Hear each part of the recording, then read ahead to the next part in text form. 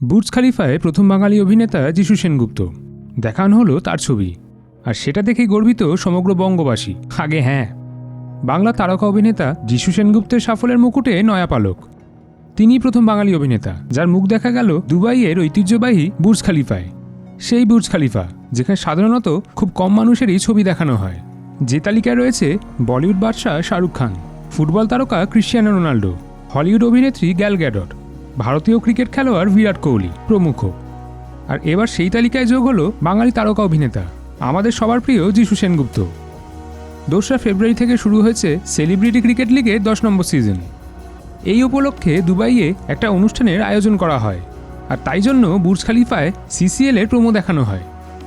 সালমান খান, সোহেল খানের পাশাপাশি যিশু সেনগুপ্তের মুখ দেখানো হয় সেখানে।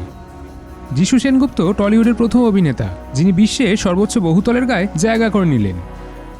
এই দৃশ্য বাঙালিদের কাছে গর্বের বটেই, আর সেই মুহূর্তের সাক্ষী থাকলেন যিশু নিজেই।